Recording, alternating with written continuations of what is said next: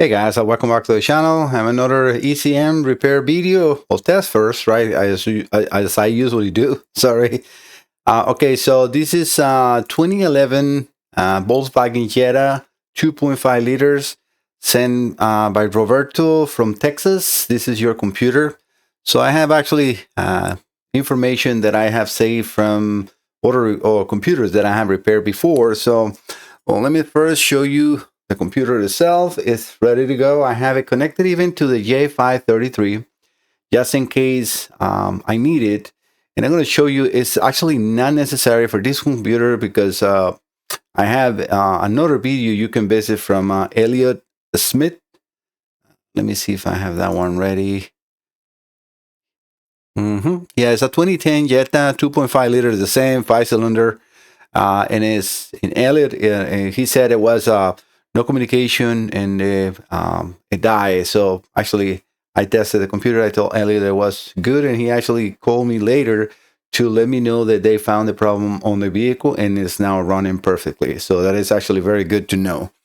All right, so let's go back to here. So let me show you his so we can see.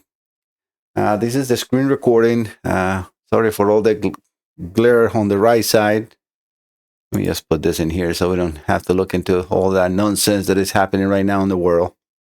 Well, or in our world here, right? So I just want you to see that in Elliot, again, look at the description up in the top, same computer, and you will see, I might be able to show you even the part number of the computer is exactly the same, as matching exactly. All right, so in Elliot, I only have, as you see right there, the Automotive Universal Test Platform connected to my scanner, and I don't have the J533, which is the gateway, right?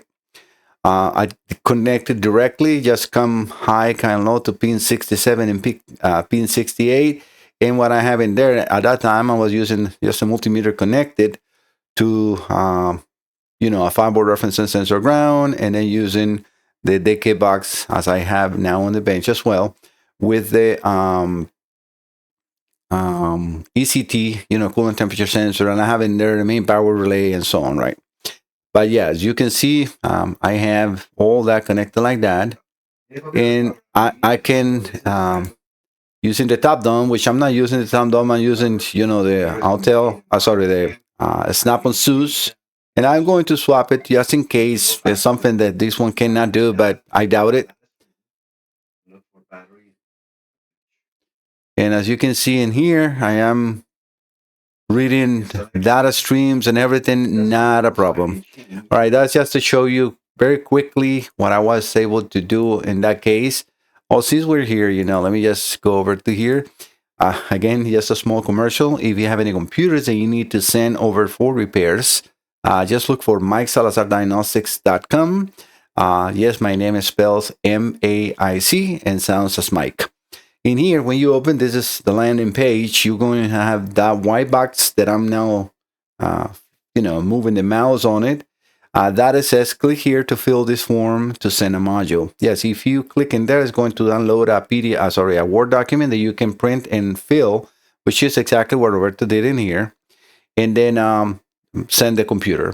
I also recommend first to email me, so if I need to gather more information from you before you send the computer, even if you already send it, you can just, still email me and say, Mike, I'm sending this computer.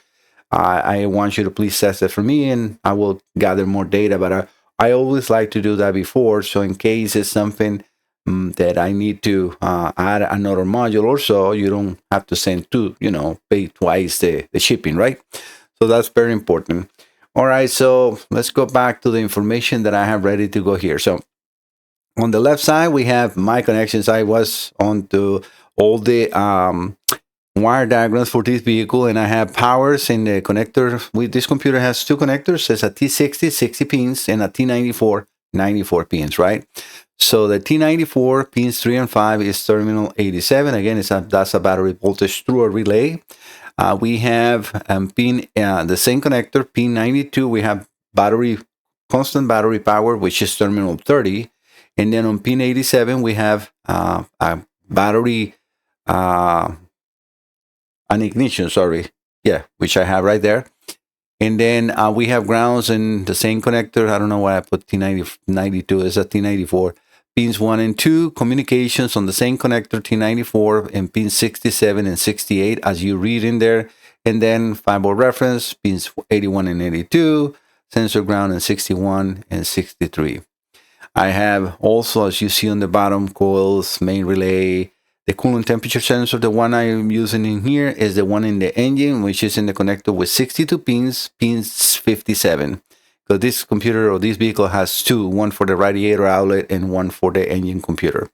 On the right side, where you see it, that's the J533. That's the gateway. So this is uses 2 powers, terminal 30. Again, you see what it says, terminal 30. So if you don't know what terminal 30, now you start getting familiar with that. Is constant battery power. We have terminal 31.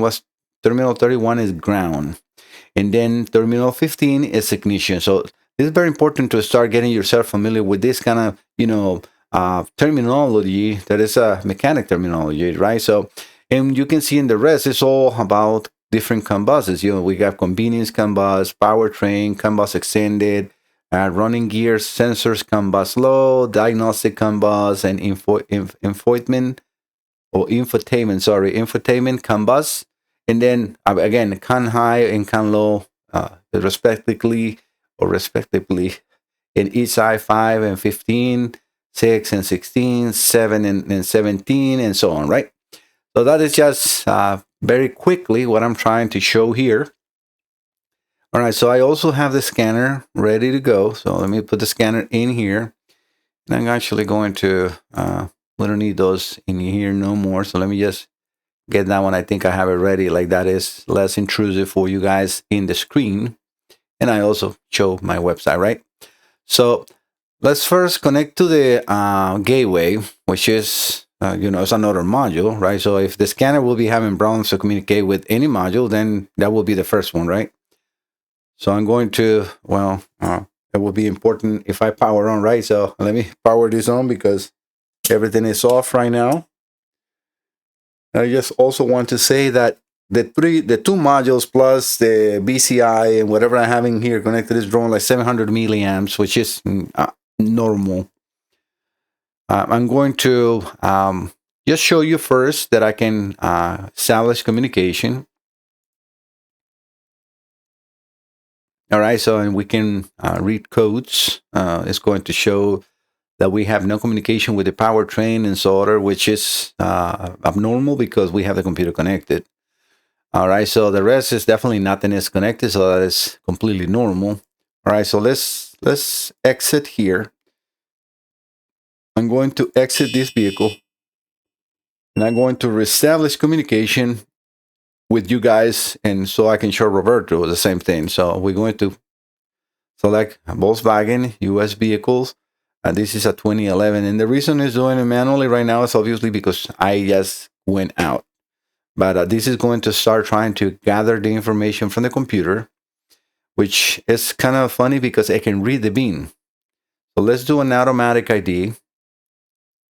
And it's going to say that cannot read the bin or decode the bin, unable to determine the vehicle identity. This might be due to bin not being programmed, blah, blah, blah. But if I click next, this didn't happen this time. So let me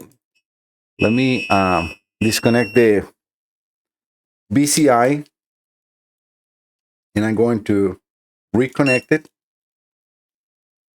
to see if the scanner by itself, when I connect, it reads the bin, because it did it by by itself, and I have a proof in here in his folder, being from a scanner, where you can see it decode. I didn't. Roberto didn't send me the bin number, and I'm not even sure if this is the correct bin number, but that's what I read in there. When I connected the scanner, it told me that the same thing, the same error. They couldn't read the complete bin, or it wasn't programmed. But then it shows me that, and then it gives me the selection just to see what engine was there, which is weird because, again, it all was read by the same scanner.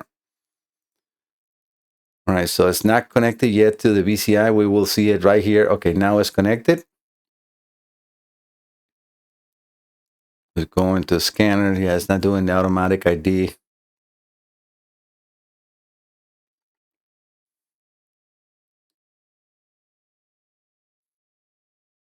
Not sure it's because I am in the gateway or why, because before I did it without even me doing nothing by itself. We can see there's reading battery voltage, which is good. Let's try one more time like this. US vehicle, because when I connected it didn't ask me for the year. It just went over to US vehicles and then did that.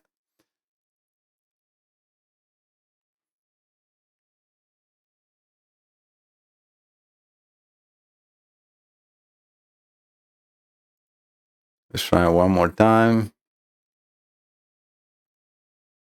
Okay, unable to read the bean. Well, it is not doing it. Jetta 2.5. Actually, it's not an X. It's a, you see, was that an X? Yeah, it is an X, and it's a CVT. Right, the ignition is on. All is powered on.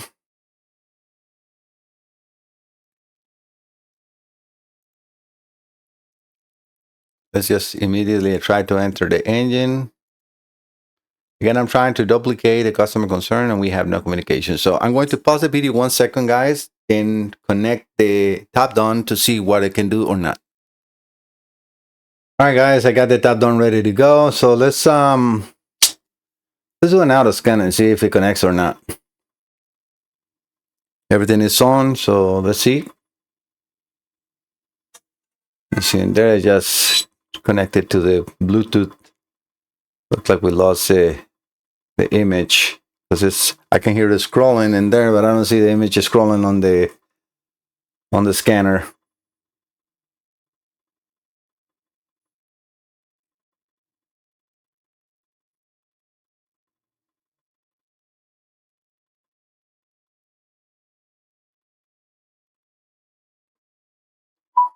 Yeah, no, I was not able to. Okay, so we can see that. Let's just skip for now. Sorry, the car does not support automatic ID. So let's do it in this case, the Volkswagen. This is very different, you know, from the SUS, which is automatic selection of the vehicles. Not like you have to open kind of like enough software in here.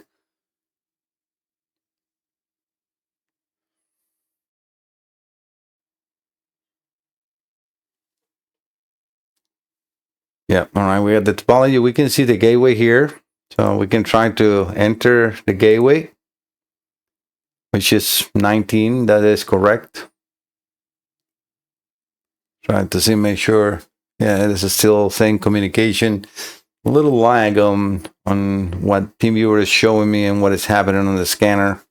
Let me bring the scanner down so I can see it better.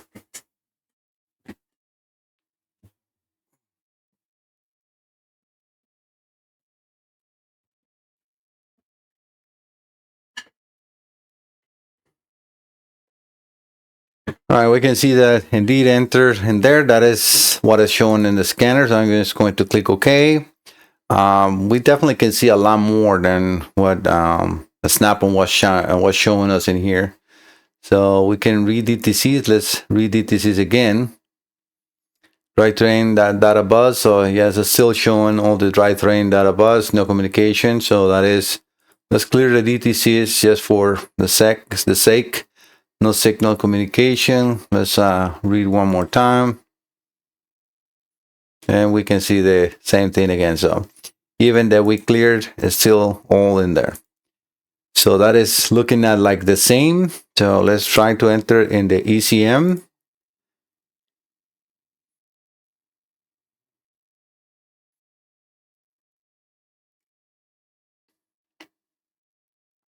Not sure if you guys can see. I got the multimeter connected over to the 5-volt reference and center ground, and the 5-volt reference is showing good. Can actually, in the meantime, this is trying to connect the read. I can put the meter on the screen. You guys see it now. And yeah, we got the 5-volt reference that says communication error with ECU, no communication. So yeah, this is the same as in the Snap-on.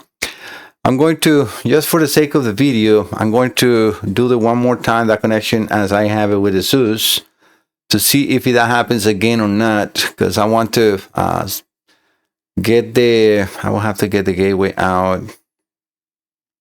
Not sure if I really need to or not. Because it's kind of funny, you know, that I was able to read the bean. I mean, I really don't need the gateway for any of what we're doing. I know that is a fact. So let me just do that. So I'll be right back, guys. Hi guys, I swapped the scanners and I turned everything off. Right now the computer is on and I just booting up the snap-on. So let's see what it does, because at first time, without, you know, let me just, in the meantime that is happening, show you here that I remove everything and now I have the computer connected directly to the scanner. So we got the firewall reference in there.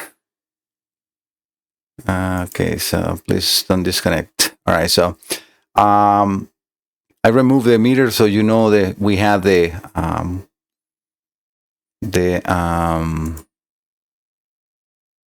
firewall reference. I'm sorry guys, I'm thinking on everything at the same time. So let's do a scanner and see if it this time does the automatic ID. Looks like it didn't. So it couldn't be that for a brief of a second the computer talked, because right now it's doing exactly the same thing. 2011.